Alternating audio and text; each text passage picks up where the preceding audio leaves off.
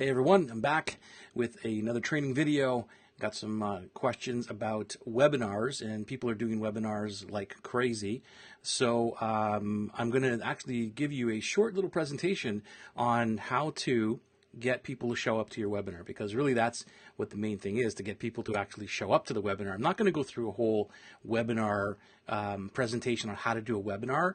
That is maybe for a separate video, but this one here is a short little thing, little presentation that I want to give you some tips on how to get people to actually show up to your webinar. So if you're doing webinars, you're going to really like this. I'm going to actually try to share my screen with you.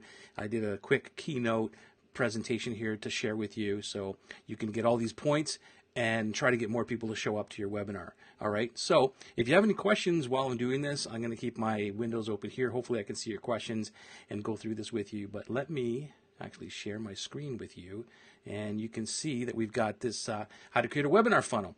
And this webinar funnel is very easy to do. I'm going to go through this in depth with you. There's only 4 pieces to this, and if you got any questions as I go, let me know.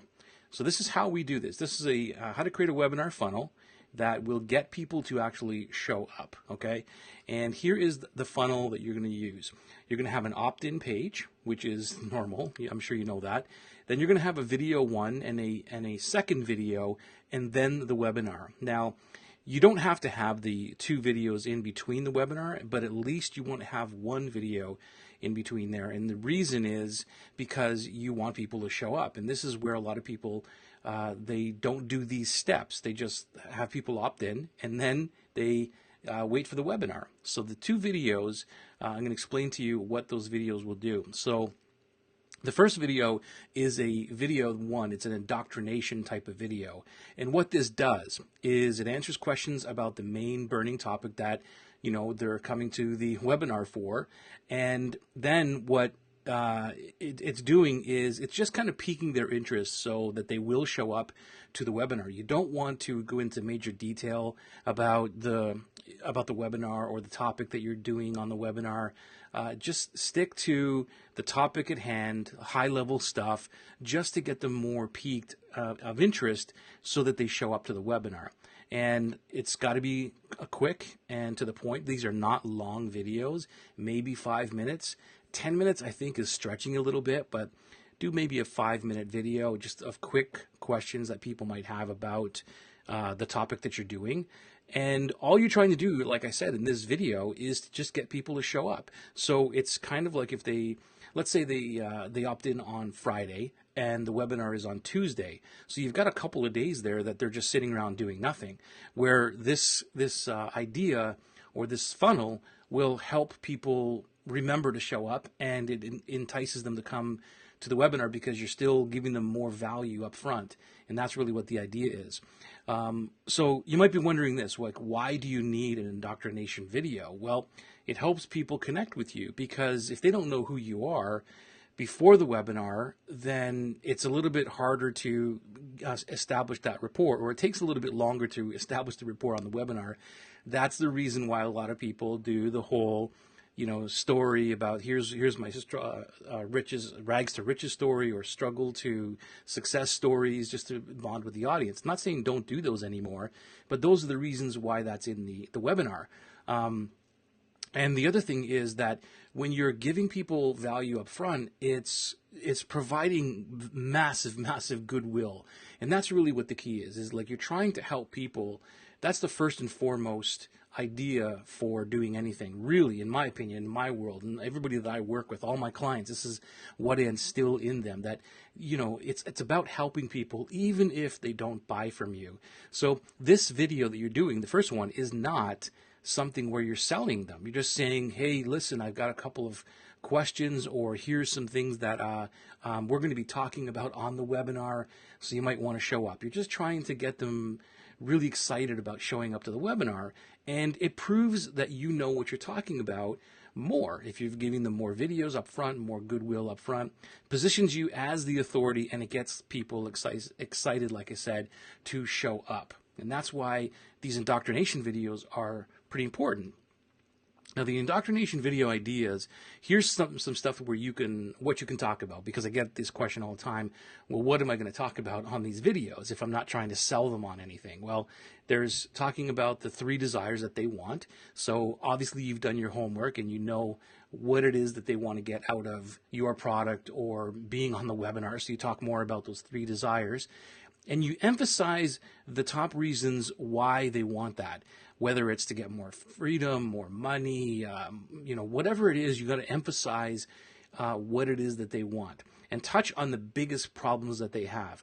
This is like standard marketing stuff. You should already know that by having the webinar, that their top 3 problems and their desires and all that. All you're doing is you're talking more about it in the indoctrination videos so that they know what you are talking about, or they know that you know what you're talking about. And that's key, right? Because you want to be the authority. Now, on video 2 is, if you're going to go this route, like I said, you don't have to do video like 2 videos. I would suggest that you do. I tell all my clients to do this, and this is how we set it up with 2 videos, sometimes 3, depending on the length of the time between opt-in and webinar itself. We sometimes do 3, but typically we do 2. And the second video is really cool because this is objection handling, and you should understand what kind of objections that your audience has to whatever it is that you're selling, or to the market, or whatever those things are. And this is where you answer questions and maybe challenges that people have about the topic or about the product, or, well, not about the product really. It's more about the result that they want. I don't know what it might be. If you're trying to sell a weight loss program and you're telling them they could lose, 20 pounds in a month, and they might not believe that. So they've got objections of why, and maybe they don't want to stop eating junk food, or they think they have to go on a complete diet. Whatever the objections are, you need to address them here, or you should address them before they get onto the webinar, because then they're going to be pre-sold by the time they get onto the webinar. And by talking to those objections up front, it makes the whole transition into the sale easier. Now, the other thing that you could talk about in this second video would be something that you already talked about in the first one. You could just expand on it. You can go back and say, hey, remember when we talked about XYZ in the first video number 1? Well, I just wanted to expand on that a little bit more and give you a little bit more context around that. And that's what that second video would be all about. The next one is why do you need an objection video? So here I thought that was a double slide on why the indoctrination, but no, this is the objection video. Why do you need this? Well, it's because people are skeptical. They don't trust you at this point. And so they think that your webinar is going to be exactly the same as all the other crappy ones out there without any real value. I mean, I'm sure you've seen a lot of those types of videos or webinars where there's no value whatsoever. It's just a big story about the guy and how great he is, and shows you pictures of how, fantastic he is and all his cars and money and all this stuff, and then goes right into the sale. Like, there's no teaching whatsoever. That's because the mindset of most people are, okay, I'm doing this webinar to sell a whole bunch of stuff and make, six figures on this thing. And yeah, webinars, you want to sell some stuff, but it's really about helping. So you design the webinar and these videos to help people first, regardless if they're going to buy from you. You have to understand that. And if you don't, then this idea is not going to work for you, because it's going to be like, well, what are the objections? You might not be in that frame of mind. But I believe that if you're watching this, you do understand that that's what these are about. It provides real value. Like I said, people are not going to, everybody's not going to buy from you. And even, here's another thing, is when people get onto your webinar, 80% of those people aren't going to buy anyway. So why not just give them really good value up front, and maybe they'll turn around later on, because that's a whole other video where you can, you have your follow-up campaigns and your emails to them. Again, not always just selling like, hey, you forgot to buy on the webinar, but it's a follow-up campaign, right? But that's a whole separate video that I might do a little bit later. And this also pre-frames your webinar to make sure that it is for that person. Because if you're talking about stuff that just will not align with the person who's opted in, then you don't want to waste their time and you don't want to waste your time. So this video kind of wraps up, here's who this is for. I do that always in my webinars as well. Like I say, well, if you're here and here's who this webinar is for. And if you're not in this frame of mind, then don't waste your time watching this webinar. But I also do it in this objection video, so they don't even show up. And you don't get a whole bunch of people that shouldn't be there in the first place. And it makes the that part of the webinar when I'm doing this is who it's for very, very short. I don't have to spend a lot of time because I've already done it in this video. And it also, if they have any objections, then sometimes they don't even know what the objections are. And this will really position you as the authority if you can point out stuff that they don't even know are in their heads. And it's something that I learned from Rich Sheffrin a long, long time ago, that if you can point out people's problems and verbalize them better than they can, then they will automatically assume you have the solution for that. And this is why research is so important for your audiences, to understand exactly where they're coming from, what their problems are, their frustrations, and even the objections, and some of the stuff they don't even know that's there. And you verbalize that. I mean, it's a very, very powerful way to position yourself as the authority. All right. And it gets them really interested at this point, because this is probably the day before the webinar. You say, hey, tomorrow we're going to be meeting. It gets them really, really excited and anticipating to come to the webinar to get more into the deep dive of what you're going to be talking about. That's why you're doing these videos, all right? So the objection videos idea is like, what kind of stuff can you do on objection videos? Well, you can brainstorm all kinds of reasons of that they would not buy, brainstorm the ideas that why they would not buy first or show up. And then you can use that as a filter, like I said, so for people to actually filter out people who should not be on the webinar, who will not benefit from your webinar. Talk about the top 3 problems again. You keep on talking about that. And you talk about maybe questions that you've had. If you've had webinars before, I'm sure that you've had questions where people are asking you about certain things. This is where you would insert them. So it cuts down on the frequently asked questions part of the webinar. I'm not saying ignore those altogether, but if you can answer questions before they get to the webinar, that's powerful. That's even better, because you're pre-framing them again that you know what you're talking about, and they're already ready to buy, which is really cool, right?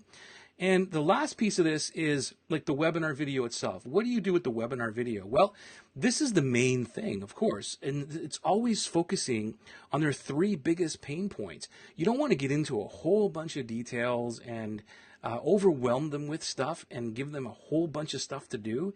You just want to be able to focus in on the 3 biggest pain points that they have. You should know that. And then you relate your solution to help them fix whatever that pain is. You don't go into heavy details and technical training. This is where I made a whole bunch of mistakes on webinars before, and I would get into like major details, even if it's just like, well, you know, this will help you with your follow-up campaigns, your email campaigns. And then I would get into the details of actually creating the email campaigns, going into Infusionsoft or something and showing them behind the scenes, and it would just like totally overwhelm them. And I couldn't understand why people never bought. It was because it was too much for them at that point. So the webinar is to pique their interest enough that you know that you've created a solution that helps with their biggest problems. That's what the webinar really is for. And you're talking about pains in a way where, again, you're verbalizing pains that they have, and in such a way that they know that you understand what their problem is and their situation. All right. And there goes my phone, so sorry about that. So that is the entire webinar funnel training, and like I said, it's a very short training, but If you have any questions regarding this stuff, let me know. Put them in the comments below, and I will help you out, answer all your questions regarding the webinars. And if you have any other questions, or you want some training that I haven't talked about yet, or more training on stuff that I've talked about, again, let me know. Put them in the comments, and I'm happy to do them for you to help you out with your online business, getting you further, and making you some money too. Okay? Thanks for watching my videos. Talk to you later.